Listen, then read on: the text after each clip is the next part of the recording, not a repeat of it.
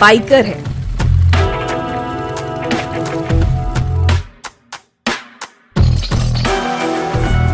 वो एक फोटोग्राफर भी है। उसे कविताएं लिखने का शौक है, लेकिन उसकी इन सब पहचानों पर हावी है उसकी एक और पहचान। मैं बहुत ही गर्व के साथ आप सबसे कहती हूँ that I am gay, I am the member of gay community।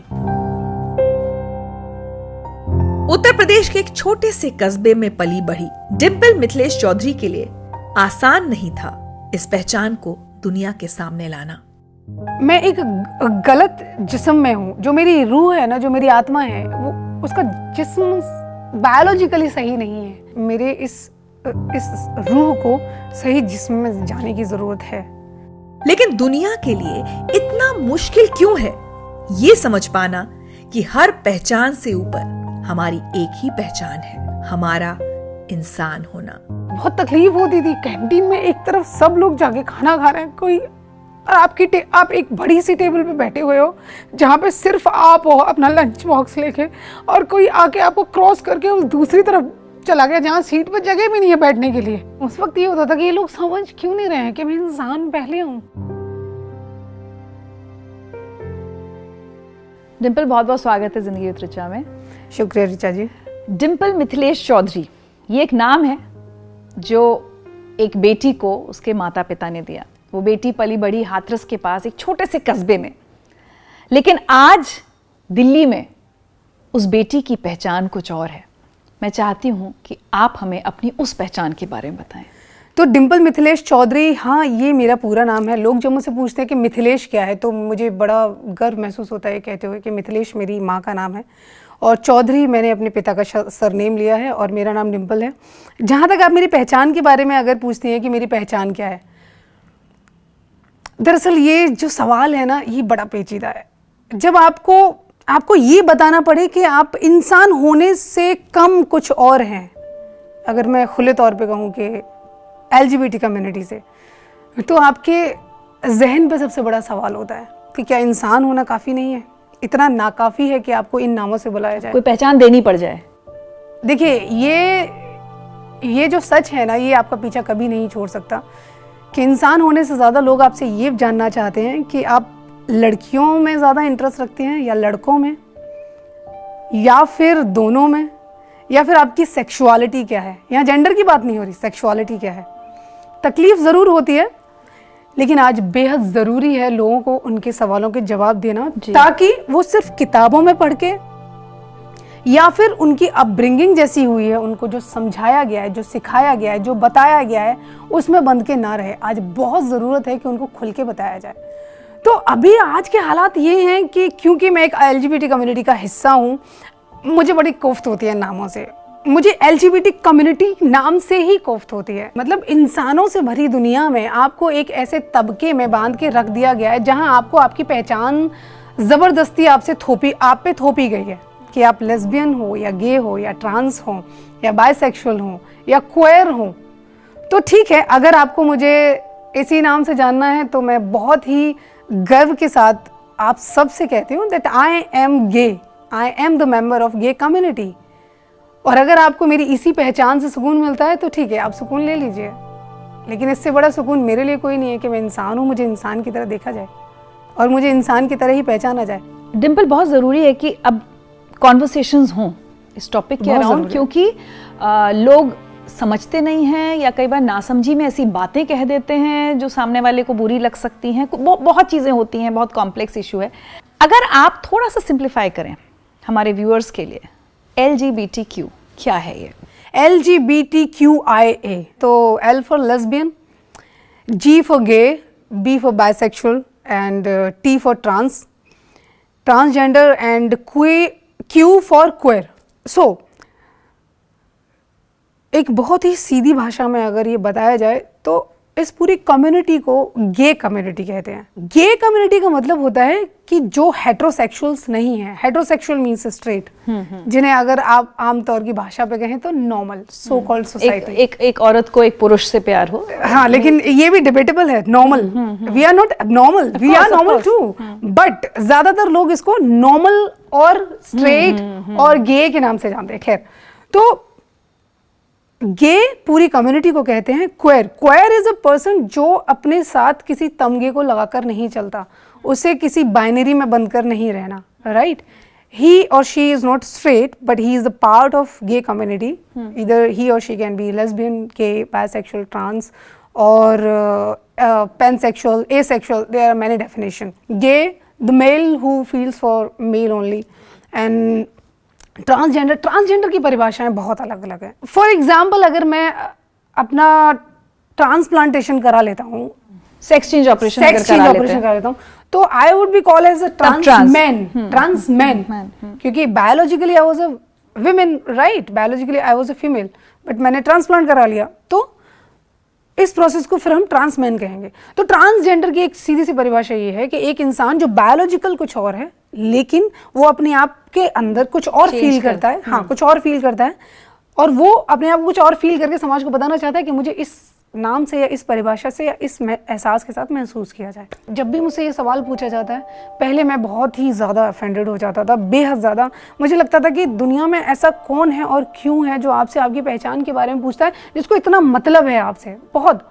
क्योंकि वही था ना, जब तक हम एजुकेटेड नहीं थे, जब तक हम लोगों से मिले नहीं थे, हमने जब तक स्टैंड नहीं लिए थे, हमने सोशल प्लेटफॉर्म पे काम नहीं किया था, हम जब तक अपने अधिकारों के लिए लड़े नहीं थे, तब तक हमें ऐसा ही लगता था कि दुनिया सिर्फ हमारे खिलाफ है और कुछ भी नहीं, और यहाँ हमें लड़ना है, बस यही था।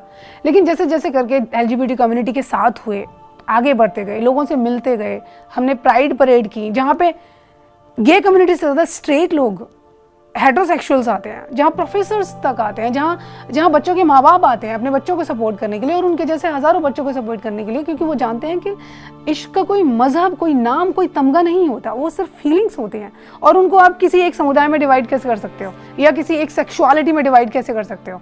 आपका जन्म एक बेटी के तौर पर, एक लड़की के तौर पर हुआ, लेकिन हमेशा आपको लगता था कि मैं एक लड़का हूँ, हाँ, है ना, हाँ, और उस पहचान में आप हमेशा कंफर्टेबल ज्यादा आपने महसूस किया। हाँ। अब हम चलते हैं हाथरस के उस कस्बे में। कई साल पहले ना इतनी अवेयरनेस थी, ना इतना लोगों ने बात की थी, जागरूकता, एक्सेप्टेंस भी नहीं था, लोगों को स्वीकार नहीं था। क्या आपको याद है कि कब ये एहसास हुआ कि मैं, आपका ये कहने का मन हुआ कि मैं जाना चाहता हूँ, बजाय कहने के कि मम्मी मैं जाना चाहती हूँ? नहीं, अगर बात करने की बात करें तो नहीं, कभी ये एहसास नहीं हुआ। बस I feel like a boy and I used to do everything like a boy, right. तो बचपन में नहीं, कभी मेरे अंदर ये नहीं आया कि नहीं मुझे ऐसे बात करनी है, मुझे ऐसे बात करनी है, नहीं। लेकिन हाव भाव, सोच, चाल चलन कुछ लड़कों जैसा, लड़कों था, सब वैसा ही था। सिर्फ बचपन में मुझे नहीं याद है, क्योंकि मैं छोटा था, मेरी माँ मुझे बताती हैं, और जब मेरी बातें आ जाती हैं तो माँ पूरी कहानी लेके बैठ जाती हैं। मुझे भाई की तरह पैंट शर्ट चाहिए होते थे, बर्थडे पे हर बार उसके लिए नए पैंट शर्ट सिलते थे। लड़कियों के लिए वही या तो फ्रॉक आती थी या फिर स्कर्ट आती थी, तो मेरे लिए भी आती थी। मैंने कभी उनमें कंफर्टेबल फील किया ही नहीं। भाई जब सो जाता था तो मैं उसकी शर्ट उतार के पहनता था। मेरे यहाँ लड़कियों की पोशाक का मतलब है कि अगर उन्होंने सूट पहना है तो dupatta should be there, right. मुझे अच्छे से याद है 12th तक I used to wear salwar suit and dupatta. अच्छा। बट कभी कभी भाई के कपड़े, और मुझे बहुत मार लगती थी, क्योंकि मैं जाट फैमिली से, दुपट्टे के बिना सूट पहन नहीं सकते, तो एक लड़की पैंट शर्ट कैसे पहनेगी, और खूब मार लगती थी। घर के कामों में कभी इंटरेस्ट नहीं होता था, कभी नहीं। घर के बाहर बहुत बड़ा मोहल्ला है, सारे बच्चे वहाँ आके खेलते थे शाम को। अगर मम्मी ने मुझे कोई काम दे भी दिया, मुझे बड़ी कोफ्त होती थी बर्तन मांजने से, आटा लगाने से, रोटी। मैंने कहा ये काम मेरे नहीं है, मुझे कुछ और काम दे दो, मुझे भारी भरकम काम दे दो, मैं लकड़ियाँ तोड़ लूँ। मतलब होता तो नहीं था, लेकिन फिर भी जो पापा करते हैं वो करूँ, जो भैया करता है वो करूँ। साइकिल दे दो, मैं जाके दूध ले आऊँ, घर बाहर से सब्जी ले आऊँ। और जैसे ही शाम को लड़के खेलने आते थे सामने, और मैं काम छोड़ के सीधे ग्राउंड में, और वहाँ माँ जाके और हाथ खींच के और पकड़ के लेके आती थी, और खूब पिटाई लगती थी। जैसे हेट्रोसेक्सुअल में बात होती है ना, अपोजिट सेक्स की तरफ अट्रैक्शन होता है, और वहाँ आपकी वो सारी फीलिंग्स होती हैं जो आप एक सहज रूप से करते हो कि अगर आप स्ट्रेट हो और एक लड़का हो तो लड़की को देखकर जो आपकी फीलिंग होंगी या तो सेंसिटिव होंगे या फिर बात करने में झिझकेंगे, ये मेरे साथ लड़कियों के साथ थी। मैं उनसे ज़्यादा ताल्लुक़ नहीं रखना, ज़्यादा बात नहीं करना, लेकिन लड़के भाई यार तू उनके कंधे पे हाथ रखा और चल यार यहाँ चलते हैं वहाँ चलते हैं, एकदम सहज, एकदम नॉर्मल, कभी ये फील ही नहीं किया। यहाँ एक हम दूसरे को तो तब बता पाएंगे जब हम खुद स्वीकार कर लेंगे, है ना। और खुद स्वीकार करना में भी वो कंडीशनिंग तो है, जहाँ जिस परिवार में हम पलते बढ़ते हैं तो कई बार हमारे समझ में भी नहीं आता। आप अपनी पहचान को कब स्वीकार कर पाए और उसमें कितना टर्मोइल रहा टू एक्सेप्ट कि यार मैं हूँ लड़की लेकिन नहीं, मैं लड़की जैसा महसूस नहीं कर रही। तो दुनिया को तो आप तब समझाएंगे ना जब खुद समझ पाएंगे। उस दुविधा को आप हमें बता सकते हैं आज? मुझे ये कभी पता नहीं चला कि मैं अलग हूँ।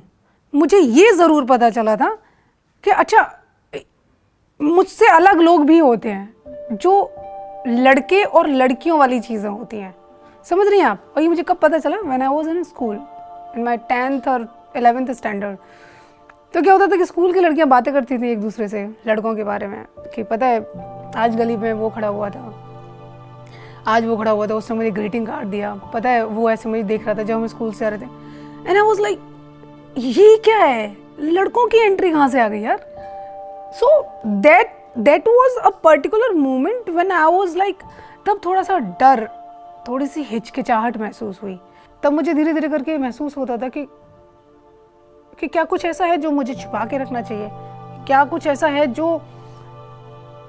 अगर बाहर आ गया तो मुझ पे हावी हो जाएगा, मेरी एजुकेशन पे, मेरी फैमिली पे, या मेरे साथ में जो लोग हैं उन पे, या मेरे जो दोस्त हैं क्या वो खो जाएंगे या वो छिन जाएंगे शायद जब वो जानेंगे कि।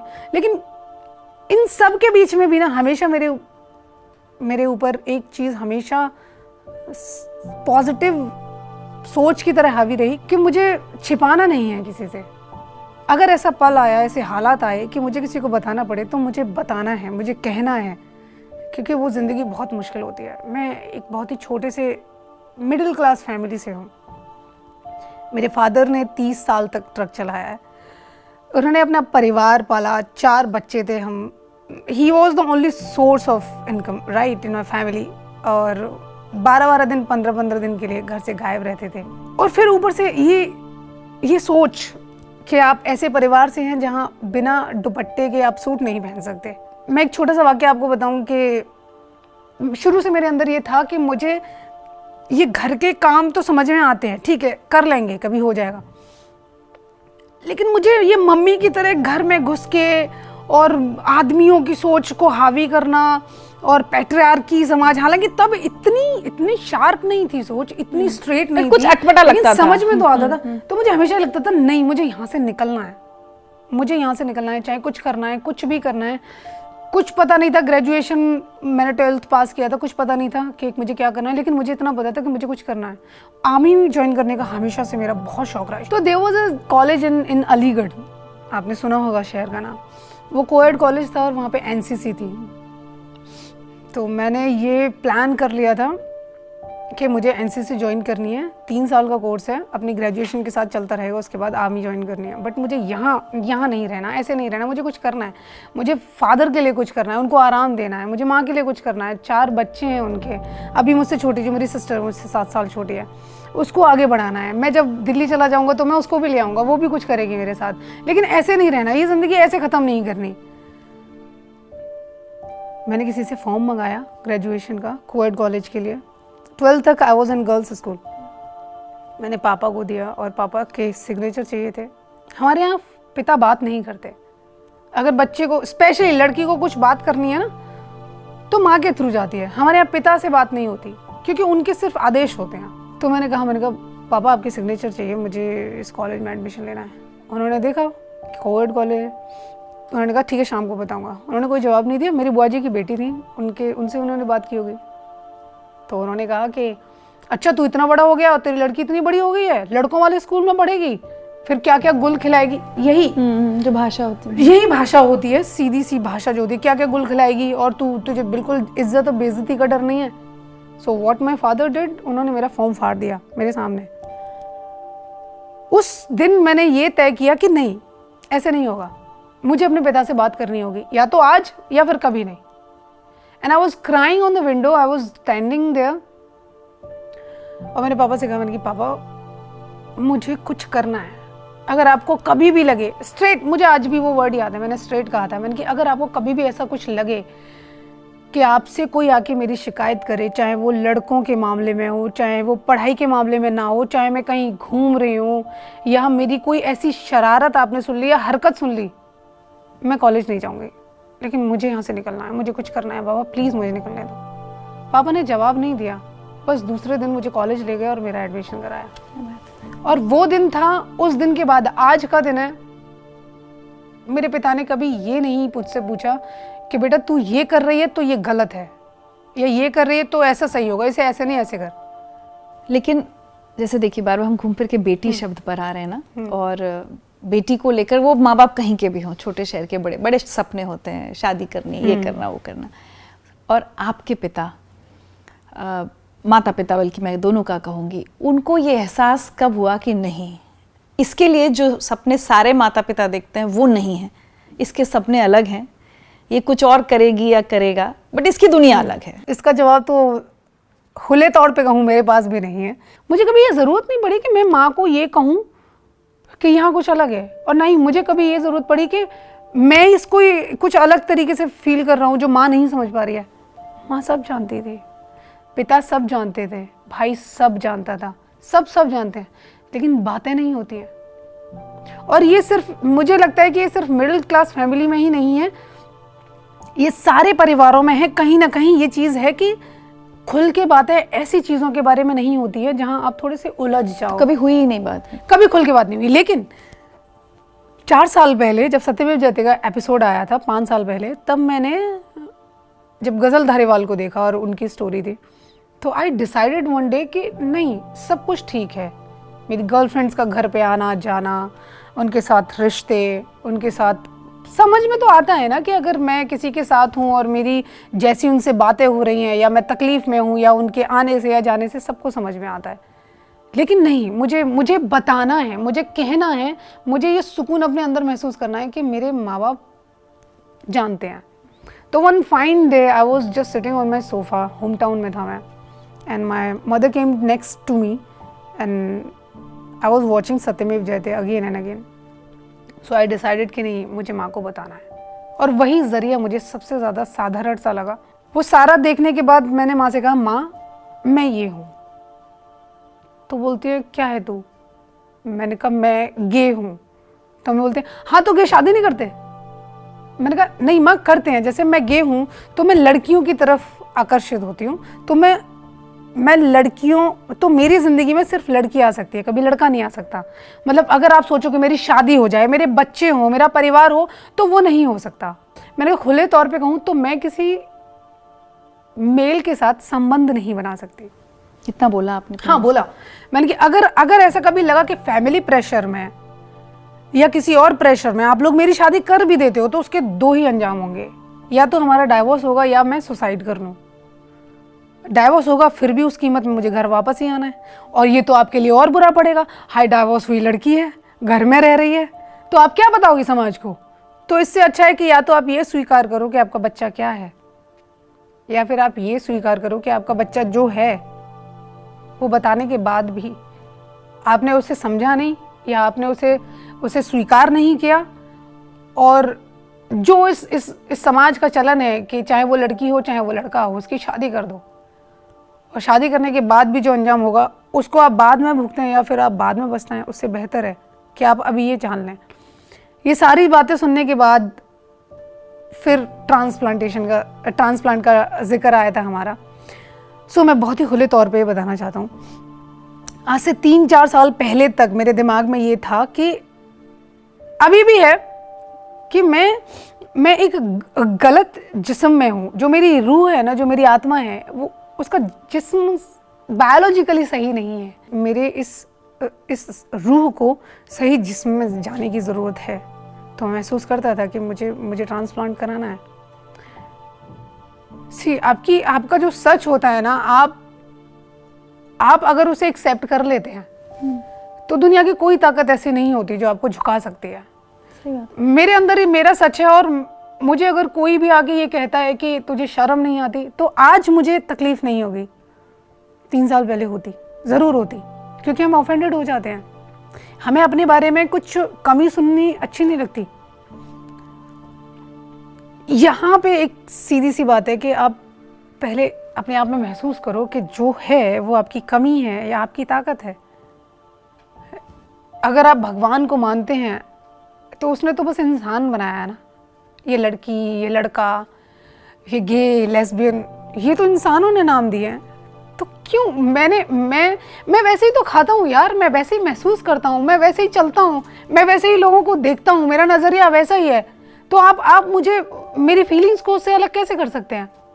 सिर्फ इसलिए क्योंकि आप उसको जेंडर से कनेक्ट कर रहे हैं, क्योंकि आपको ये बता दिया गया है, आपके ऊपर ये थोप दिया गया है कि एक लड़का है तो वो लड़की से ही कनेक्ट होगा, और एक लड़की है तो वो लड़के से ही कनेक्ट होगी, क्योंकि आपको ये बता दिया गया है। और दोनों के शरीर की डेफिनेशन, दोनों के बिहेवियर की डेफिनेशन सब फिक्स है, सब फिक्स है। और यहाँ हमको ये बताया जाता है कि तुम एक लड़की हो, तुम्हें अधिकार नहीं है कि तुम संविधान का उल्लंघन करो, ये तो हमारे संस्कारों में नहीं है, ये तो घिनौनी है। कोई कहता है कि योगा से हो जाएगा, योगा करो, आपके अंदर से सेक्सुअलिटी की जो प्रॉब्लम है वो निकल जाएगी, आप स्ट्रेट बन जाओगे, आप नॉर्मल बन जाओगे। अरे हम नॉर्मल हैं भाई। जेन्युइनली अगर कोई बात करता है रोजमर्रा की जिंदगी में और कोई कहता है आपसे कि अच्छा सुनो यार डिम्पल, अच्छा एक बात बता यार, तेरे अंदर ये फीलिंग्स हैं, लेकिन नॉर्मल लोगों में, मुझे शब्द से कोफ्त होती है। नॉर्मल की डेफिनेशन क्या है? और आपने ये कैसे, आपको किसने अधिकार दे दिया कि आप, क्योंकि मेरी फीलिंग्स अलग हैं तो मैं नॉर्मल नहीं हूँ, तो मैं नॉर्मल नहीं हूँ? आपको ये अधिकार किसने दे दिया? इन चीज़ों से कोफ्त होती है। खैर, माँ को बताया और माँ ने कहा, सारी बातें जानने के बाद फिर माँ ने मुझसे एक सवाल पूछा। नहीं, मैंने उनको बताया कि माँ 3 साल पहले तक, 2 साल पहले तक मुझे ये फील होता था कि मैं ट्रांसप्लांट कराऊँ। माँ बहुत दुखी हो गई, उन्होंने मुझे रोका और उन्होंने मुझसे बस एक बात कही, देख तुझे जिससे प्यार करना है, तुझे जिससे शादी करनी है, तुझे जिसके साथ रहना है, तू रह, मुझे कोई प्रॉब्लम नहीं, लेकिन अपने शरीर को दुख मत दे, अपने शरीर के साथ कुछ मत कहियो, कुछ मत कर, बहुत प्रॉब्लम होगी बेटा, और वो मैं देख नहीं सकती। मेरी माँ को इस बात से फ़र्क नहीं पड़ता कि उन्होंने कभी शायद ये देखा भी नहीं होगा, सुना भी नहीं होगा कि एक लड़की के बारे में बात कर रही है, लेकिन उन्हें इस बात से फ़र्क पड़ता है कि मेरे बच्चे को फिज़िकली कोई प्रॉब्लम ना हो। मैंने उन्हें पूरा प्रोसीजर बताया कि 3 इसके फेजेस होते हैं, 1 साल में रिकवरी होती है, कम से कम 3-4 महीने आप हॉस्पिटलाइज रहते हो, ये और पूरी उम्र आपको हार्मोनल के इंजेक्शंस लेने पड़ते हैं। तो इन सब से माँ डर गई, और फिर फाइनली उन्होंने बस एक सवाल पूछा कि अच्छा ठीक है, अब ये सब ठीक है, अब तू मुझे ये बता कि तू लड़की से शादी करेगी या लड़के से शादी करेगी? अब मेरे पास क्या जवाब है यार? मैं ऐसी औरत को क्या जवाब दूं जो इतनी प्यारी है, जिसे कुछ समझ में नहीं आ रहा, बस उसे अपने बच्चे की फिक्र है और थोड़ी सी वो समाज की बिछाई हुई या लादी हुई इन चीज़ों की कि यार शादी तो तुझे करनी होगी। खैर, वो आखिरी दिन था। उसके बाद हम 4 भाई बहन हैं, मुझसे बड़ा भाई है, उससे 2 साल छोटी मैं हूँ, मेरे से एक और सिस्टर है जो 2 साल छोटी है, फिर मेरे से 6-7 साल छोटी प्रतिभा है। तो मेरे से जो छोटी सिस्टर है उसकी शादी हो गई फाइनली। लोग पूछते हैं बड़ी की शादी नहीं करा रही, तो अब माँ एक बार में बोल के उनकी ज़ुबान बंद कर देती है, उसको शादी नहीं करनी। अच्छा, बस ये बोलती है उसको शादी नहीं करनी, और वो जो कर रही है वो खुश है, वो अपनी ज़िंदगी जी रही है, हमें भी कोई प्रॉब्लम नहीं है। आप कोई नहीं पूछता। हाँ? आपको कुछ सुनवाती हूँ मैं। हाँ,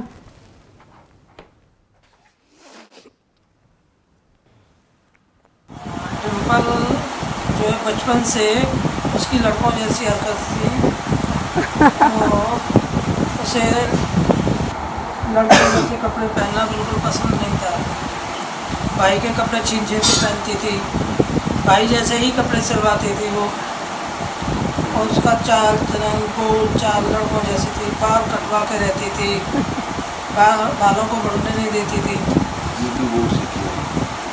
फिर वो पढ़ाई में बहुत तेज थी, पढ़ाई के लिए हरदम तैयार रहती थी, कभी छुट्टी नहीं मांगती थी, और छुट्टी में भी रोती थी घर पर कि नहीं मुझे पढ़ने जाना है, मुझे पढ़ने जाना है। यूपी बोर्ड से इंटर किया था उसने, यूपी बोर्ड से इंटर किया था, और क्या नाम है तुम्हारा, DS कॉलेज अलीगढ़ से एमए किया था उसने डबल इंग्लिश से, और मंगलायतन यूनिवर्सिटी से मास कम्युनिकेशन और ड्रामा किया था उसने। फिर वहाँ जाके दिल्ली में जाके ये अपने जॉब पे चली गई, स्टडी की। शादी के बारे में बातें करते थे तो शादी के बारे गुस्सा में करती थी। बहुत गुस्सा करती थी कि मम्मी मुझे पढ़ना है, मुझे कुछ करके दिखाना है, मुझे शादी नहीं करनी है। Thank you.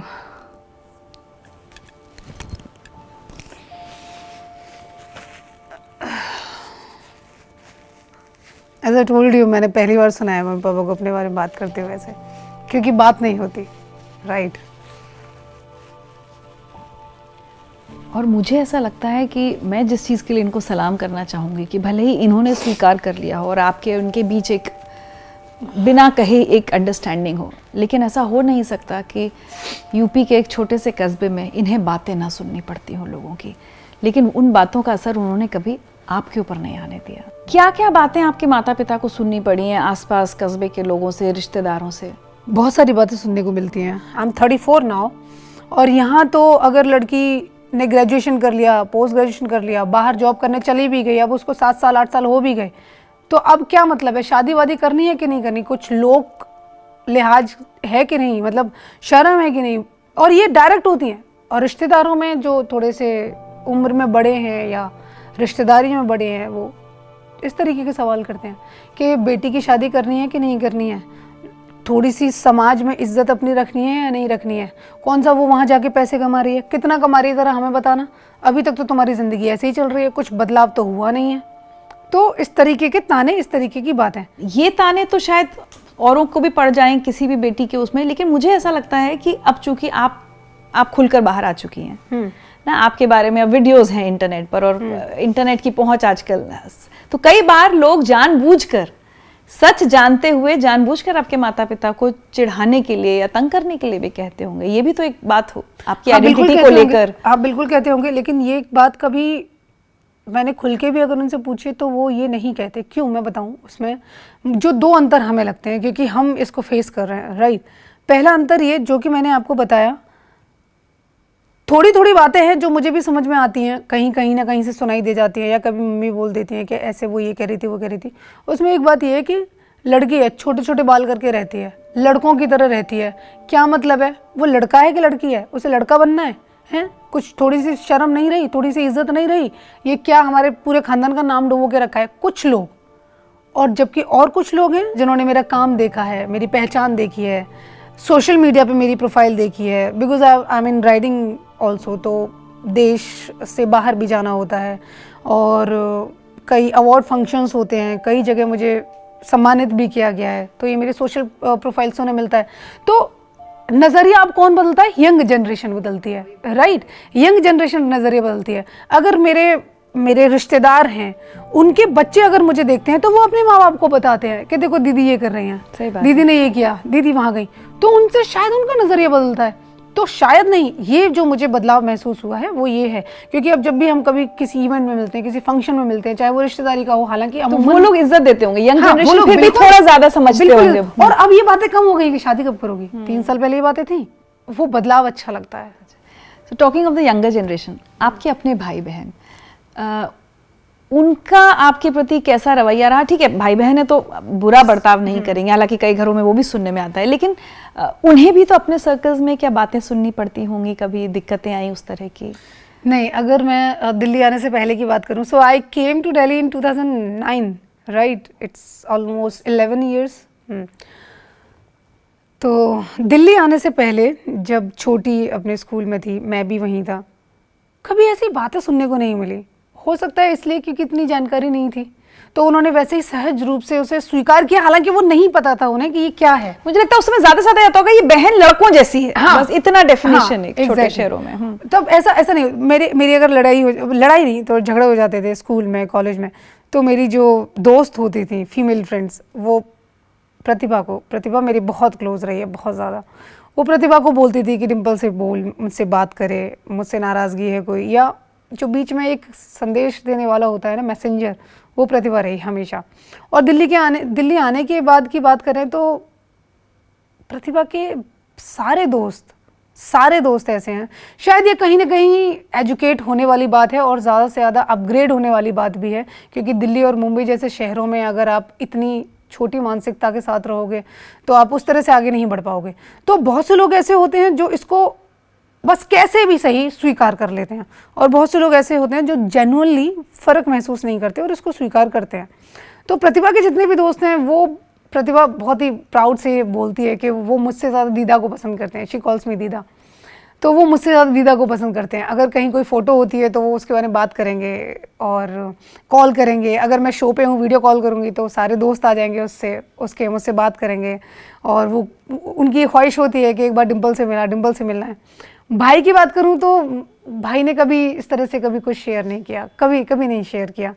लेकिन हाँ, वो कभी कभी ये ज़रूर कह देता है कि तूने ये यहाँ से जो कट कराया ये अच्छा नहीं लग रहा, इसको रहने दे। बाल ठीक है, बाल छोटे हैं, ठीक है, और कोई कट करा ले, लेकिन ये अच्छा नहीं लग रहा। लेकिन मुझे पता है कि भाई भी पिता की तरह ही होते हैं। वो सब कुछ नहीं कहते, लेकिन अपने कंधे पे वो सारी जिम्मेदारियाँ लेके चलते हैं जो उन्हें उनकी बहन के लिए या अपनी माँ के लिए या अपने परिवार के लिए लेनी चाहिए। हमेशा सब सपोर्ट करते हैं। चलिए कुछ और सुनवाएं आपको। हाय मेरे hero, this is for you only. इसके बारे में क्या कहूँ समझ में नहीं आता। वो दुनिया है मेरी। लोग कहते हैं ना कि आपकी सक्सेस के पीछे आपके मॉम डैड का हाथ होता है। मॉम डैड का हाथ है, बट अगर मैं अपने लिए बात करूँ तो मेरी सक्सेस सिर्फ डिम्पल है, और डिम्पल के लिए मैं सब कुछ हूँ। मेरे लिए डिम्पल सब कुछ है। जब मैं बहुत छोटी थी तो मुझे समझ में नहीं आता था कि लोग ऐसे क्यों कहते हैं कि डिम्पल थोड़ी अलग है, वो लड़कियों की तरह क्यों नहीं रहती है, या वो ऐसे क्यों चलती है, ऐसे क्यों खाती है। I never care. मुझे बस वो जो भी करती है, आई डोंट नो व्हाई, मुझे सब अच्छा लगता है। सब मतलब सब। समझ में नहीं आ रहा क्या कहूँ, बिकॉज उसने बहुत कुछ किया है मेरे लिए, फैमिली के लिए। वो बहुत इमोशनल है। कभी अपनी बातें कुछ कहती नहीं है, बट मैं सिर्फ समझ जाती हूँ। हम एक दूसरे के पूरे, मतलब समझ में नहीं आता कि मैं इस वर्ड को कैसे एक्सप्लेन करूँ, बट जब हम साथ होते हैं ना तो हमें किसी की जरूरत नहीं होती। मुझे समझ में नहीं आता ये रिश्ता क्या है, मतलब क्या कहूँ। हम कभी कभी एक दूसरे से बातें करते हैं, चलो दी हम तू तो शादी नहीं कर रही है ना, मॉम डैड ने उसे अभी अलाउ किया है कि ठीक है बेटा आपको शादी नहीं करनी, ओके मैं भी शादी नहीं करूंगी और दोनों मस्त रहेंगे।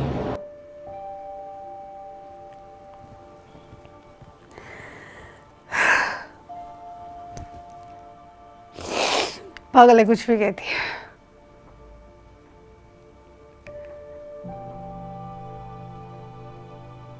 दुनिया को ये सब समझाने में, दुनिया के सामने आकर कॉन्फिडेंटली ये कह पाने में, वो भी आपका जर्नी आसान नहीं थी।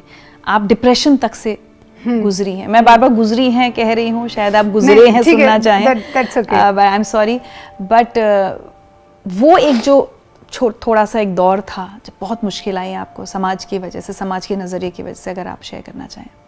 हाँ बिल्कुल, मुश्किल दौर था जब, जो मैंने आपको बताया कि अगर मैं अपने होम टाउन की बात करूं या कॉलेज की बात करूं, ग्रेजुएशन की बात करूं, तो वहाँ क्योंकि लोग इतना जानते नहीं थे तो उनके प्रतिक्रियाएं ऐसी नहीं होती थी, अजीब सी।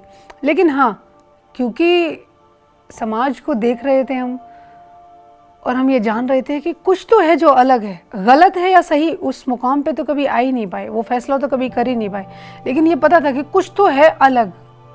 और ये ऐसा अलग है शायद कि अगर वो पूरी तरह से जाहिर हो गया तो हो सकता है कि कुछ रिश्ते पीछे छूट जाएं, कुछ दोस्त पीछे छूट जाएं, कुछ लोग जो ज़िंदगी में आपकी मायने रखते हैं वो पीछे छूट जाएं।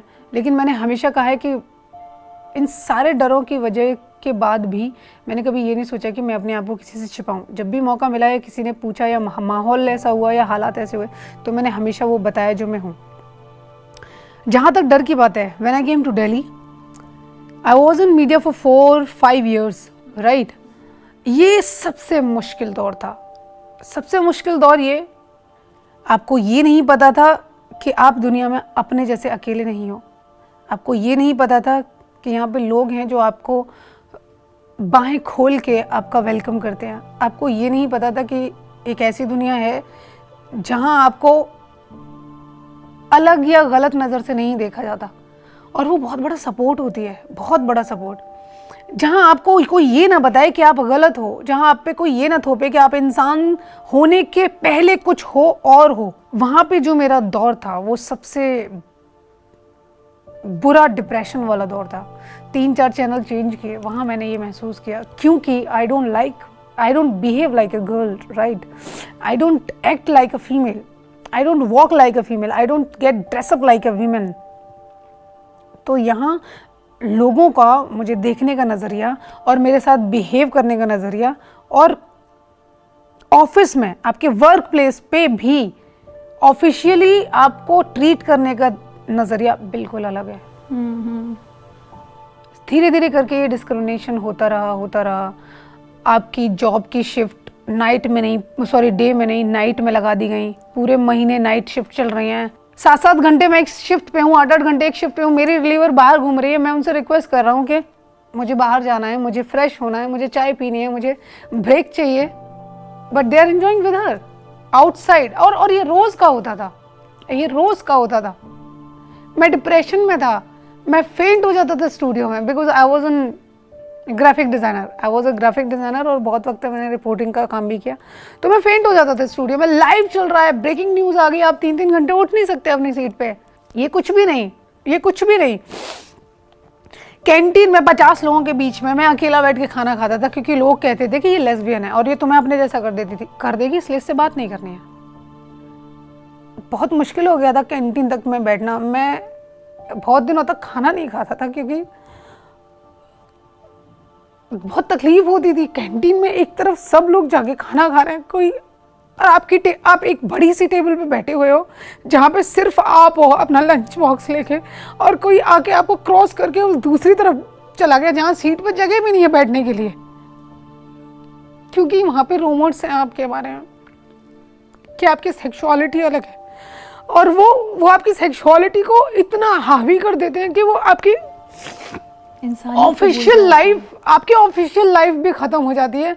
आप इतने डिप्रेशन में होते हो कि आप उस वक्त ये सोचते हो कि क्योंकि आपका सोर्स ऑफ इनकम कुछ और नहीं है, तो इतनी चीज़ें आपके दिमाग में चल रही होती हैं। आप क्या करो, आप इसको छोड़ दो, अरे कहीं और जॉब ढूंढ लेंगे। इतना आसान नहीं होता। आप स्टूडियो में नहीं बैठ सकते, आप ऑफिस में नहीं बैठ सकते, आप रिसेप्शन पे नहीं बैठ सकते, क्योंकि कोई भी जाता है तो आपको उनकी नज़रों में अपने लिए सच्चाई दिखती है कि वो आपको किस नज़र से देख रहा है। तो उस वक्त ये नहीं होता था कि मैं गलत हूँ, उस वक्त ये होता था कि ये लोग समझ क्यों नहीं रहे हैं कि मैं इंसान पहले हूँ। ये लोग ये क्यों नहीं समझ रहे हैं कि मेरे काम में कोई कमी नहीं है, किसी से प्यार से बात करने में कमी नहीं है, किसी को हेल्प करने में कोई कमी नहीं है, किसी को इंसान मानने में कमी नहीं है। फिर ये कहाँ से इस चीज़ को ढूंढ के लेके आए हैं जो आज तक मुझे नहीं महसूस हुई कि इतनी बड़ी बात है कि अलग और गलत में इसको सिमटा दिया जाए। ये क्यों इतना वो कर रहे हैं, ये ऐसा क्यों कर रहे हैं कि इंसान जिंदा रहने लायक ही ना बचे। उसके बाद मैंने वहाँ से रिज़ाइन कर दिया। उस दिन मैंने ये सोचा, वो मेरी लाइफ का टर्निंग पॉइंट था। मैंने ये सोचा कि मुझे अब जॉब नहीं करनी है, ज़िंदगी में कुछ भी करना है, चाहे इंतज़ार करना है, लेकिन जॉब नहीं करनी है। सच कहूँ तो ऋचा जी, आज भी मेरा ये तय नहीं है कि मुझे करना क्या है, क्योंकि मुझे जल्दबाजी नहीं होती है। मेरे अंदर जल्दबाजी नहीं है, मेरे अंदर ना एक सुकून है, एक ठहराव है। मुझे पता है कि अगर मैंने सोच के कुछ किया तो मैं कुछ कर लूँगा, और हो सकता है कि वो काम सिर्फ 2 साल के लिए हो, शायद 3 साल बाद मैं कुछ और करना शुरू कर दूँ। लेकिन मेरे अंदर जल्दबाजी नहीं है किसी भी चीज़ को लेके, ना ही किसी फैसले को लेके, ना ही किसी इंसान को लेके। जैसे अगर आप किसी के बहुत बड़े फ़ैन होते हो तो आप दिल से होते हो। अगर आपको उसे मिलना होगा ना, तो मुझे भीड़ में मिलना पसंद नहीं है कि मैं उनसे जाके, अगर वो मुझे भीड़ में दिख रहा है तो मैं अफरा तफरी करूँ कि एक बार मैं झलक देख लूँ। नहीं, अगर मुझे उनसे मिलना होगा तो मैं उनके सामने ऐसे बैठाऊँगा जैसे आज आप बैठी हैं। नहीं, सीरियसली, मैंने आपको ज़िंदगी लाइफ में देखा है, और मैंने आपको इतने करीब से देखा है कि मैंने शायद ही किसी होस्ट को ऐसे देखा होगा, कभी नहीं। मैं पागल था ज़िंदगी लाइफ के एपिसोड्स देखने के लिए, और लेकिन मैंने कभी ये नहीं सोचा था कि आप मेरे साथ ऐसे बैठेंगे। हाँ, ये ज़रूर था because when I was in media कि कभी IBN 7 जाना होगा तो मैं उनसे मिलूंगा ज़रूर। Now talking of your love life, बहुत ज़रूरी है डिम्पल बात करना, क्योंकि जैसा मैं शुरू से लगातार कह रही हूँ कि लोग समझ नहीं पाते। आपकी ज़िंदगी में भी मैं पढ़ रही थी आपके बारे में, 3 बार ऐसा हुआ कि आपको बहुत सीरियस वाला प्यार, you were actually in a relationship, but वो लड़कियाँ फिर चली गई और फिर वो जैसा हम कहते हैं नॉर्मल रिलेशनशिप में चली गई, शायद एक की फैमिली ने शादी कर दी। तो मैं ये समझना चाह रही हूँ कि वो जो लड़कियां थी वो भी तो होमोसेक्सुअल रही होंगी अगर उनसे आपको प्यार हुआ है। थोड़ा सा अगर आप इसको समझा सके, मैं पढ़ रही थी बार बार आपके बारे में, मैं समझ नहीं पा रही थी। हाँ, इसके बारे में मैं आपको एक सीधी सी बात कहूँ, जब हम कहते हैं कि हम गे, लेस्बियन या ट्रांस से परे एक इंसान है, तो इस बात को हमें समझना होगा कि अगर कोई हमारे साथ है ना, तो इसका मतलब ये नहीं है she is also a homosexual, right? नहीं, मेरी ज़िंदगी में मेरी 3 गर्लफ्रेंड रही और तीनों स्ट्रेट रही हैं। मैं बार बार इसी बात पे जोर डालता हूँ कि it's all about emotions, it's all about love. और जहाँ पे इमोशंस और जहाँ पे प्यार की बात आती है ना, वहाँ पे ये नाम बहुत अलग रह जाते हैं, straight, homosexual, transgender, bisexual. It's all about feelings. जो मैंने महसूस किया, 3 रिलेशनशिप रहे, 3-3 साल, 4-4 साल चले और बहुत सीरियस थे, बट जब वो मुझसे मिली और हम लोगों का कनेक्शन एक दूसरे के साथ हो गया, उन्होंने ये रियलाइज भी किया कि ये कुछ गलत हो रहा है, ऐसा मैंने कभी महसूस नहीं किया। Because I was never, they felt attracted towards you physically also. Yes, because यहाँ हम बात सिर्फ इमोशंस की नहीं कर रहे हैं, फिजिकल उसकी भी कर रहे हैं। लेकिन इमोशन से ही तो शुरू हुआ ना, तभी तो उन्होंने अपने आप से ये सवाल किए ना कि यार ऐसा क्यों हो रहा है, मैं एक लड़की की तरफ अट्रैक्ट क्यों हो रही हूँ, क्योंकि मेरी जिंदगी में लड़के रह चुके हैं। मैं स्ट्रेट हूँ, मैं लड़कों की तरफ अट्रैक्ट होती हूँ और मेरे रिलेशनशिप भी रह चुके हैं। तब तक हमारा फिजिकल नहीं था, राइट? मैं इमोशंस की ही बातें कर रहा हूँ। तो हम लोग मिले, मुलाकातें हुई, फोन पे बातें हुई, और उनमें ये नहीं था कि हम लोग एक दूसरे को उकसा रहे हैं। It was just a connection. आप इसको इस तरीके से जान सकते हैं ना कि अगर आप स्ट्रेट की बात करते हैं, तो 2 लोग एक दूसरे से जब मिलते हैं और कनेक्ट होते हैं तो कैसे होते हैं? क्या उन्हें एक दूसरे को बताना पड़ता है कि मैं लड़की हूँ और तू लड़का है, और मैं स्ट्रेट हूँ और तू ये है, तो चल यार, कुछ पूछते थोड़ी ना है, ना ये पूछते हैं। सीधी सी बात कहूँ, जब हम इमोशंस में होते हैं तो किसी से ये पूछने की पहल भी बड़ी भारी पड़ जाती है कि क्या तू ऑलरेडी रिलेशनशिप में है, क्या तू मैरिड है, क्या तुम्हें कोई लड़का देख रहा है, या तुम किसी को डेट कर रहे हो? नहीं, वो बस फीलिंग ही तो होती है और हम बस आगे बढ़ते जाते हैं। लेकिन वहाँ पे आके शायद हम सवाल पूछना जायज़ समझते हैं, ज़रूरी समझते हैं कि जहाँ पे ये पता चले कि शायद दोनों की तरफ से ऐसा है, तो ये पहले क्लियर कर लिया जाए, राइट? वैसा ही यहाँ है, अगर 2 लोग एक दूसरे की तरफ अट्रैक्ट हो रहे हैं तो वो ये क्यों सोचेंगे कि ये लड़की है, मैं भी लड़की हूँ और ऐसा मेरे साथ क्यों हो रहा है? लेकिन वो सोचते हैं। मैं तो ज़रूर सोचता हूँ, मैं इसलिए क्योंकि मुझे पता है कि हु आई एम। लेकिन अगर सामने से भी मुझे उनको ना पता रहा, हाँ, लेकिन सामने से भी अगर मुझे वही रिस्पॉन्स मिल रहा है, तो मेरे अंदर थोड़ा सा डर ज़रूर होता है कि कहीं मैं भी थोड़ा आगे बढ़ गया और वहाँ से मुझे कल ये जवाब आता है कि it was just a phase. ये हुआ आपके साथ? हुआ था, हाँ हुआ था। मेरी पहली गर्लफ्रेंड के साथ यही हुआ था।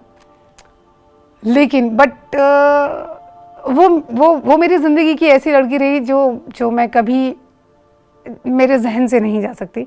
हुआ था जब हम पहली बार कनेक्ट हुए थे और उसके बाद हम लोग मिलने लगे, हमारे बीच में बातें होने लगी, बट क्लियर कभी एक दूसरे से नहीं हुआ, राइट? फिर एक वक्त बाद एक लम्हा आया जब उसने कहा कि Dimple, I don't want to remember all these things and all those moments, it was just a phase, so forget everything. उस वक्त मैंने अपने आप से नफरत की थी, बहुत नफरत की थी, इसलिए क्योंकि मैं लड़का नहीं हूँ, इसलिए इसके लिए इतना आसान है कि इन सब चीज़ों को भूल जाना, इन सारी बातों को भूल जाना और एक गलती की तरह मुझ पर थोप देना कि वो एक गलती थी। लेकिन मैंने जाने दिया, क्योंकि फीलिंग्स आप कभी किसी पे थोप नहीं सकते। और ये तीनों लड़कियां आपको छोड़कर किसी लड़के के पास ही गई हैं? नहीं, so what happened, my first girlfriend जिसके बारे में मैंने बात की है, फैमिली प्रेशर में उसकी शादी हुई। और जब आपको पता होता है कि मान लो अगर वो ये कह भी दे कि डिम्पल मुझे शादी नहीं करनी, मुझे अपने साथ ले चलो, मैं आपके साथ रहूँगी, मेरे अंदर इतने गट्स नहीं है, मैं उसको कहाँ रखूँ? मैं कौन सी दुनिया से उसे अलग लेके जाऊँ? ऐसी कौन सी दुनिया में लेके जाऊँ जहाँ पे वो लोग उसका पीछा नहीं करेंगे जिस सच्चाई से हम लोग शायद छिपते हैं, जिसकी वजह से 4 साल से शायद हम लोग सिर्फ एक दूसरे को ये बता पाए हैं कि हम एक दूसरे से इतनी मोहब्बत करते हैं कि और कुछ सोचा ही नहीं है। हम सारी चीज़ें निभाते हैं, सारी जिम्मेदारियाँ, वो सारे रिश्ते में जितने भी मिजाज होते हैं वो एक दूसरे के साथ शेयर करते हैं। लेकिन अगर तुम उसे ये कह भी दे तो मैं इस बात के लिए रेडी कहाँ से हूँ। मेरे पास वो दूसरी दुनिया नहीं है ना जो मेरे और तेरे जैसे लोगों को एक्सेप्ट करती हो, जहाँ हम सुखी रह सकें, जहाँ हम as a couple, as a married couple रह सकें। तो उस वक्त मेरे अंदर भी गट्स नहीं है ना, तो मैं कैसे उसको कह दूं कि हाँ तू सब छोड़ के आ जा। तो वो जो हालात हैं वो मुझे स्वीकार करने पड़ेंगे। हाँ, उसकी शादी हुई, हम लोग फ़ोन पे कनेक्ट होते थे, हम लोग घंटों रोते थे, वो बात करती थी। जब वो विदा हुई, सुबह 6 बजे उसका फ़ोन आया जब वो विदा हो रही थी मुझसे बात करने के लिए, और मैं उस पल को महसूस कर रहा था कि इस वक्त इस पे क्या बीत रही होगी, क्योंकि वो उस वक्त कुछ नहीं कर सकती ना। वो उसकी गलती भी नहीं थी, वो मेरी गलती भी नहीं थी, वो उसके पेरेंट्स की भी गलती नहीं थी। कैसे हो सकती है? समझ नहीं रहा किसकी गलती होगी, कैसे हो सकती है वो गलती? तो कुछ चीज़ें ऐसी होती हैं जो हमें बहुत प्यारी होती हैं, लेकिन हमें जाने देनी होती है। और उस लड़की के साथ आज भी मेरा कनेक्शन है। हम लोग एक दोस्त की तरह बात करते हैं, बच्चे की तरह बात करते हैं। मैं वही कह रहा हूँ कि वो लड़की मेरी ज़िंदगी की ऐसी लड़की है जिसने मुझे मैं बनना सिखाया, बिना किसी शिकायत के, बिना किसी कमी के। जिसने मेरे साथ मुझे ये यकीन दिलाया कि मैं ना गलत हूँ ना सही हूँ, मैं प्यार करने लायक हूँ। मैं ऐसा इंसान हूँ जिसके साथ जिया जा सकता है। मैं जिम्मेदार भी हूँ, मैं प्यार दे भी सकता हूँ, मैं वो हर जिम्मेदारी निभा सकता हूँ जो शायद एक कपल या एक बाप निभा पाए। मैंने उसे एक बच्चे की तरह रखा। तो ये मेरी पहली गर्लफ्रेंड थी। Happily married? Yeah she is happily married now. या और जो दूसरी गर्लफ्रेंड थी वो ऐसा एक्सपीरियंस था जिस एक्सपीरियंस ने या जिस लड़की ने मेरी जिंदगी पे ऐसी छाप छोड़ी कि अब मुझे डर लगता है, बहुत डर लगता है। हम लोग 4 साल रिलेशनशिप में थे और 4 साल रिलेशनशिप में रहने के बाद one fine day I caught her cheating with me with some other guy, and they were dating each other for last 4 or 5 months, I think 4, 5 months, 6 months, and I was shocked. And उस बारे में बात हुई when I asked her कि हम 3 साल से साथ हैं, 4 साल से साथ हैं, ये क्या है? वो मुझे मनाती रही, कोशिश करती रही कि मैं मान जाऊं, उसकी गलती है जो भी है, but finally she said to me कि I want a husband, I want a life, I want social acceptance, I want a child. Can you give it to me? मेरे पास कुछ नहीं था। मैं क्या पूछता उससे? मैंने बस उससे ये पूछा कि 4 साल बाद तुझे ये सवाल समझ में आया? 4 साल बाद मैं क्या जवाब देता उसे? मैं बस वहाँ से उठा और शायद आपने सुना हो बिहारी जी वृंदावन में बहुत मानते हैं उन्हें, मेरी फैमिली बहुत मानती है। बस मैंने अपना वॉलेट उठाया और मैं वहाँ चला गया और पूरे दिन वहाँ बैठा रहा। मैं बस ये सोचता रहा कि 4 साल बाद अगर एक इंसान से सवाल किया जाए तो उसके पास क्या जवाब रह जाएगा। और उसके बाद मैं उससे क्या पूछता? मेरे पास कोई सवाल नहीं रह गया था, क्योंकि इस एक जवाब में मेरे पास सारे जवाब हैं तो उसके। मैं उसे क्या पूछूं? मैं उससे ये पूछूं कि मेरे दर्द की क्या कीमत लगाई है तूने, या मैं उससे ये पूछूं कि जो दर्द मुझे हो रहा है उससे तुझे तकलीफ हो रही है या नहीं हो रही? मैं कैसे पूछूं उससे? वही सब सोच समझ के ही कर रही है ना, यानी उसकी सारी प्लानिंग थी। खैर जो भी है। तीसरी girlfriend, I recently had a breakup, it's almost now 1 year. So she was dating a guy. We were having relationship for last 3 years, जो मेरी अभी recent ex girlfriend रही है. And suddenly I got to know that she is with somebody. तो ये जो मेरे experiences हैं ये ऐसी छाप छोड़ गए हैं कि मैं चाहूँ भी तो अपनी फीलिंग्स को दबाता रहता हूँ, मारता रहता हूँ। अगर मैं किसी के लिए फील भी करूँ तो वही है ना, मेरी माँ कहती है कि कोई लड़की अगर अच्छी सी मिल जाए तो उसके साथ रहे, थोड़ा अकेलापन भी दूर हो, क्योंकि ज़िंदगी ऐसे नहीं करती, कोई ना कोई साथ चाहिए। मैं अपने आप को भी ये दिलासा देता हूँ और अपने से ज़्यादा माँ को दिलासा देता हूँ कि ज़िंदगी कट जाती है अकेले, जबकि मुझे पता है नहीं कट सकती। We need somebody. लेकिन आप कैसे ढूंढोगे एक ऐसा इंसान जो आपके जैसा हो और आपको पूरी जिंदगी वैसे ही स्वीकार करे जैसे आप हो। अब लोग कहते हैं कि ऐसे तो स्ट्रेट वेडिंग में भी होता है, ठीक है, स्ट्रेट वेडिंग में भी होता है, लेकिन उनको पता तो होता है कि ये नहीं तो कल कोई और, कल नहीं तो परसों कोई और। लेकिन यहाँ मैं ऐसी लड़की कहाँ से ढूंढूं यार? अगर आज किसी के लिए फीलिंग्स होती भी हैं तो ज़बरदस्ती अपने आप को इधर उधर डिस्ट्रैक्ट करना, कहीं भी किसी और से बात करना या कहीं जाना या अपने काम में बिजी रहना, ताकि मेरे अंदर ये फीलिंग्स आ भी ना हो, क्योंकि मेरे अंदर ये अब डर घर कर चुका है कि at the end of the day यही होने वाला है। डिम्पल, इस स्थिति में एक सवाल बहुत नेचुरल है और मुझे लगता है सिर्फ आपके लिए नहीं, आप जैसे सब लोगों के लिए। कई बार जब इस तरह की स्थिति होती है, दिल टूटता है या लोग मजाक उड़ा देते हैं या कुछ कहीं किसी का बेइज्जती हो जाती है, कभी चिल्लाकर ईश्वर से, जिससे को भी आप मानते हैं, यूनिवर्स से कहने का मन करता है कि या तो फिर जैसा शरीर दिया था वैसा ही बना देते। क्या जरूरत थी इस स्थिति की कि जहां मेरे साथ इतना सब कुछ हो रहा है, मुझे इतना सब झेलना पड़ रहा है?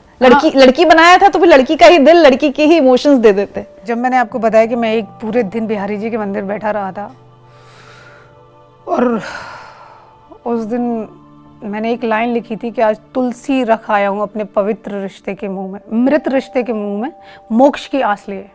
ये लाइन उस दिन मैंने लिखी थी।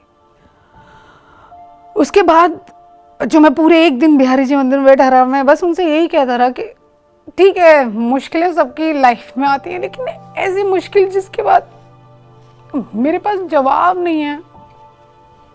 मैं दूसरे को तो बाद में दूं, मैं अपने आप को क्या जवाब दूं? लोगों को आपसे सिंपैथी भी नहीं होगी ज़्यादा, किसी को बताइए तो नहीं समझते। नहीं, कोई नहीं समझेगा, क्योंकि लोगों को ये लगता है कि ठीक है, प्यार में हार हुई, अरे यार तू तो यार खामखा यार ऐसे रो रहा है, प्यार में हार हुई, दूसरा कोई आएगा, दुनिया में 100 करोड़ लोग हैं यार, कोई ना कोई मिल जाएगा। लेकिन मैं उनको अब दूसरी चीज़ भी बताऊं कि नहीं, यहाँ पे आपका समाज मेरे प्यार को इस नज़र से देखता है तो थोड़ा मुश्किल है। हाँ, ऐसे पल आते हैं, तब मैं उनसे बस ये कहता हूँ कि अगर आपने, लोग कहते हैं कि आपने ही सबको बनाया, और अगर आपने मुझे भी बनाया है तो मुझे पता है कि आप मुझे संभाल लेंगे। कभी मेरे अंदर सुसाइड का ख्याल नहीं आता, कभी नहीं आता। इसलिए नहीं आता क्योंकि मैंने अपने परिवार को इतना जिया है अपने अंदर कि मेरी तकलीफ तो कुछ भी नहीं है उसके आगे। और ऐसे माँ बाप जो इतने सीधे से हैं, जिन्हें जैसे जो कह दो वैसे मान लेते हैं, जिन्होंने हमेशा मेरा सपोर्ट किया, मैं खुद को ख़त्म करके उनको जीते जी नहीं मार सकता। नहीं, कभी नहीं, मेरे अंदर कभी ख्याल नहीं आता। जबकि मेरे बहुत सारे दोस्त ऐसे हैं जो इस टॉर्चर से हर रोज़ गुजरते हैं। मेरे बहुत सारे दोस्त ऐसे भी हैं जिन्होंने सुसाइड की है। लोग कहते हैं कभी ऐसा होता होगा कि आप चीखती होंगी, आप चिल्लाती होंगी, आप खुद को ब्लेम करती होंगी। हाँ, लेकिन मुझे नहीं पता कि इतनी ताकत मेरे अंदर कहाँ से आई है, कि शायद मेरे फादर से मेरे अंदर इतनी ताकत आई कि मैं उस वक्त, मैं बहुत इमोशनल हूँ, बहुत ज़्यादा सेंसिटिव हूँ। लेकिन अपने रिश्तों से मैंने ये सीखा है कि मुझे थोड़ा सा स्ट्रॉन्ग रहना है और किसी को अपनी वीकनेस नहीं दिखानी है। और सबसे बड़ी बात कि जब आप दया की अपेक्षा करते हैं ना किसी से, तो आपको घृणा मिलती है बहुत, क्योंकि उनको ये पता चल जाता है कि अगर सामने वाले की कंडीशन मांगने की है ना तो वहाँ कमी होगी, और वो आपको अपने तरीके से जज करता है। डिम्पल, आज आपसे बात करने के बाद मैं सबसे, अपने व्यूअर्स से भी कहना चाहती हूँ, मैं अपने आखिरी सवाल पर आऊँ उससे पहले मैं ये कन्फेस करना चाहती हूँ कि मुझे शर्मिंदगी हो रही है। आज मैं यहाँ आई हूँ और सारी बातचीत सिर्फ इस बारे में हुई है कि डिम्पल मिथिलेश चौधरी का सेक्सुअल ओरिएंटेशन क्या है, कैसे वो नॉर्मल नहीं है या हम नॉर्मल हैं, और क्या क्या हुआ इनके साथ। और आखिर में मैं उस सवाल पर आ रही हूँ जो मुझे लगता है कि हम सबको सबसे ज़्यादा इंपॉर्टेंस देनी चाहिए, जिस बात को। डिम्पल एक बाइकर हैं, डिम्पल एक फोटोग्राफर हैं, डिम्पल ने इतना एक खूबसूरत घर बनाया हुआ है, बहुत कुछ अचीव किया है जो हम में से बहुत सारे लोग जो खुद को नॉर्मल कहते हैं वो नहीं कर पाते। इस उम्र तक शायद माता पिता के पैसों पर जीते हैं, लेकिन मैं उसके बारे में बात सबसे आखिर में कर रही हूँ। ये इंटरव्यू मुझे लगता है मेरे लिए एक बहुत बड़ा लर्निंग लेसन है। जैसा कि डिम्पल ने शुरू में भी कहा था कि क्यों नहीं हम सिर्फ एक इंसान को इंसान की तरह देखना शुरू करते। So, Dimple, I must say I'm sorry today. I think I should have come to interview a biker Dimple, a photographer Dimple. So let's talk about that. आपके photographs को international awards मिले हुए हैं. मुझे अब उसके बारे में जानना है. ऋचा जी, आपको सॉरी कहने की ज़रूरत नहीं है, क्योंकि मैंने शुरुआत में ही कहा था कि ये बहुत ज़रूरी है कि हम लोगों से बात करें. और फिर से शुक्रिया कि आप मुझे यहाँ पे लोगों के सामने लेके आई, क्योंकि ये बातें करना बहुत ज़्यादा ज़रूरी था. राइट, लोगों को समझ में नहीं आती हैं चीज़ें जब तक उन्हें बताई ना जाए. कुछ लोग होते हैं जो जितनी समझ रखते हैं बस उसी में अपने फैसले सुनाते हैं. कुछ लोग होते हैं जिनको सच में चीज़ें जानने की और समझने की ज़रूरत होती है. तो एक बहुत ही छोटी सी बात है लेकिन नॉर्मल नहीं है कि जब लोगों को चीज़ें समझ में नहीं आती ना, तो वो या तो उसे सिरे से नकार देते हैं या फिर उसमें बुराइयाँ ढूंढने लगते हैं, लेकिन वो उन्हें एक्सेप्ट नहीं करते. और जहाँ तक आपने बात की कि आपने सारी बातें कर ली लेकिन मेरे प्रोफेशन के बारे में बात नहीं की. हाँ, वो भी ज़रूरी है, क्योंकि अगर मुझे सिर्फ ये पहचान दी जाए कि मैं ये हूँ तो वो शायद ज़्यादती होगी. हाँ, नाइंसाफ़ी होगी, ज़्यादती होगी, क्योंकि मुझे अपनी ये पहचान नहीं चाहिए. मेरी पहचान आप सब के जैसी है. मैं इंसान ही तो हूँ. मैं गे नहीं हूँ, मैं लेस्बियन नहीं हूँ, मैं बायसेक्सुअल नहीं हूँ, मैं LGBT कम्युनिटी एक समुदाय नहीं हूँ. मैं पूरा इंसान हूँ, आपकी तरह, आप सब की तरह. मैं सोचता हूँ, मैं महसूस करता हूँ, मैं इश्क करने की कुव्वत भी रखता हूँ, मैं जिम्मेदारियाँ भी उठा सकता हूँ. प्रोफेशन की बात करते हैं तो मैं आई एम अ बाइकर और विमा ग्रुप का मैं मेंबर हूँ. सो विमा women's international motorcycle association, it's an international group, biking group, female group है ये. और फोटोग्राफर हूँ. तो अगर मैं अपनी फ़ोटोग्राफी की बातें करूँ तो सबसे पहली मेरी फ़ोटोग्राफी एग्जीबिशन एम्स्टर्डम में लगी थी. So I was there for 5 days and it was completely sponsored. और हैरानी की बात यह है कि मेरे 5 फोटोग्राफ्स वहाँ लगे थे, जिसमें से 3 मोबाइल क्लिक थे.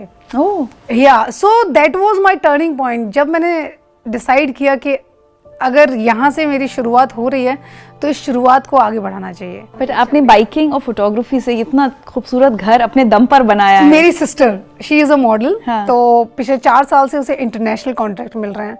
तो इस कामयाबी में सबसे बड़ा हाथ उसका है. मेरी माँ का भी है, फादर का भी है, क्योंकि थोड़ा सा फाइनेंशियल सपोर्ट उनसे भी लिया. तो लेकिन सबसे बड़ा हिस्सा इसका जो है वो मेरी छोटे सिस्टर को जाता है. तो हम 3-4 लोगों ने मिलकर ये छोटा सा घर बनाया, छोटा सा आशियाना बनाया है. तो फोटोग्राफी की शुरुआत मेरी यहाँ से हुई. फिर उसके बाद दुबई में एक छोटी सी एग्जीबिशन लगी और फिर उसके बाद ऑस्ट्रेलिया में मैंने LGBT कम्युनिटी को लेके एक फ़ोटो शूट किया था, जिसके 2 से 3 फोटोग्राफ्स मेरे वहाँ एग्जिबिट हुए थे. फिर उसके बाद दुबई, फिर उसके बाद 2 बार दिल्ली में एग्जीबिशन लग चुकी है. तो basically I am a street and portrait photographer. I am not into fashion and wedding, not at all. यहाँ क्या है कि जब आप सड़कों पे निकलते हो ना तो आपको असल लोग मिलते हैं, एहसास जिंदगी मिलती है, महसूस करने वाले लोग मिलते हैं. और मुझे उन चेहरों को क्लिक करना पसंद है. मुझे उन लोगों को क्लिक करना पसंद है जो अपनी ज़िंदगी में बेहतरीन है, खुश हैं, जिन्हें शिकायत नहीं है.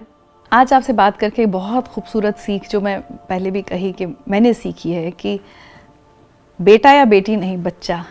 हाँ, कितना ज़रूरी है. हमको बहुत सारे लेबल्स जो हम हर समय एक दूसरे के ऊपर लगाए रहते हैं. जेंडर क्या है, ऐसा क्या, ये कम्युनिटी, वो कम्युनिटी, जाति, धर्म, मज़हब, और उसके बाद सेक्सुअल ओरिएंटेशन. इतनी चीज़ों में हमने समाज को बांट दिया है.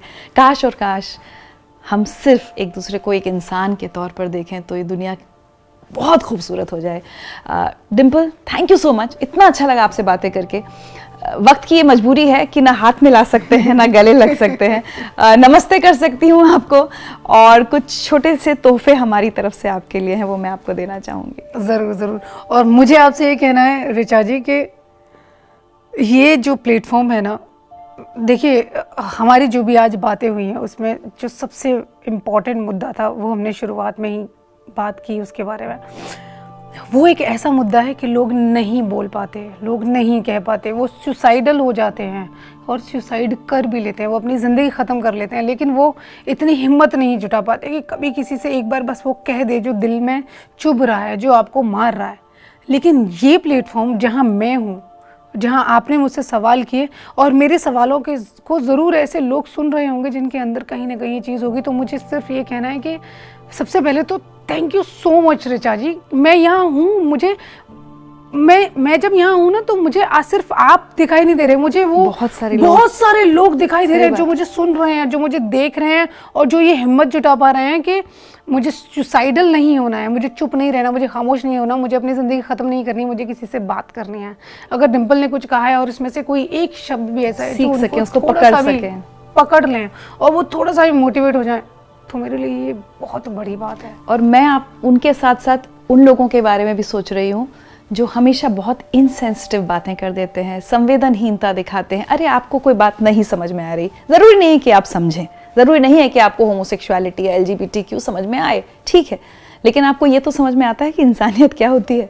और आपके सामने जो भी इंसान है, वो जैसा भी है, जो भी आपकी नज़र में चलिए गलत ही सही, इंसान तो है ना, उसको वो सम्मान, वो प्यार तो आप दे सकते हैं जो एक इंसान दूसरे इंसान को देना चाहिए। तो बस मेरी नज़र में वो लोग भी हैं कि काश हम ये message of love to every human being ये फैला सके। मुझे कहनी है जो मैं हमेशा सबसे कहता हूँ, हम अलग हो सकते हैं क्योंकि शायद आप कहीं ना कहीं सोचते हैं कि हम अलग हैं, लेकिन गलत नहीं। क्या बात है। और कभी भी नहीं है। इसको सिर्फ आपको समझने की ज़रूरत है, महसूस करने की ज़रूरत है। एक बार गले से लगा के देखो, ऐसा ही फील होता है जैसे आपको अपने दोस्त के साथ फील होता होगा, जैसे इंसान के साथ फील होता होगा। शायद तब आपको महसूस हो कि इसको गले लगाना बिल्कुल वैसे ही जैसे एक इंसान को गले लगाते हैं। मेरी ज़िंदगी, मेरा हक, मेरा स्कूटर, मेरा पेट्रोल, मेरी पसंद, मेरा प्यार, मेरी सैलरी, मेरा खर्च, मेरी चाय, मेरी लस्सी, मेरी पसंद की फिल्म थिएटर में या पायरेटेड CD से देखूं, मेरी मर्जी। मेरी मर्जी बीड़ी खरीदूं या खोके पर साथ में चाय पीते हुए दिहाड़ी मजदूर भाई से मांग लूं। मेरी शर्ट, मेरी साड़ी, छोटा निक्कर या बड़ा बुर्का, मेरी मर्जी। लड़की का ठप्पा होने पर भी हाथ पैरों पर वैक्स से ऐतराज। नाक में वाली, मेरी मर्जी से, दोनों में नहीं, सिर्फ एक कान में वाली। एक पैर में दादी माँ जैसा मोटा खड़ुआ, सर के बाल कान तक, कमर तक, कभी नीचे या उससे भी आगे, सारे गायब, ये भी मेरी मर्जी। तो मेरे सर के बाल छोटे हैं तो इसका मतलब ये नहीं कि आपको ये हक मिल जाता है कि आप मुझे लेस्बियन, बुच, गे, स्ट्रेट या बाइसेक्सुअल कहें। जिंदगी की भागदौड़ में थोड़ा रुक के मौसम का लुत्फ लेने में स्कूटर या बुलेट की बैक सीट पर गर्लफ्रेंड होगी या मेरा बॉयफ्रेंड, ये भी मेरी मर्जी। तो सुन लो जाने मन, जब तक आपकी निजी जिंदगी में हमारी किसी भी मन मर्जी से कोई भंग नहीं घुलता, तब तक आप अपनी सिकुड़ती हुई नाक और चढ़ी हुई त्योरियां अपनी जेब में रखें। लल्लन टाप जिंदगी का मजा आप भी लें। अरे मियाँ काहे नाहक परेशान होते हो, जियो, चलो, थको भी तो रुकना नहीं है, फिर से उठो, बस जियो और जो जैसा है उसकी खुशी बांट के देखो, अच्छा लगता है। एक बार इंसान को इंसान की तरह गले लगा कर देखो, अच्छा लगता है। बोले तो बिंदास रहने का। तो जिंदगी हमारी लल्लन टाप थी, है और रहेगी।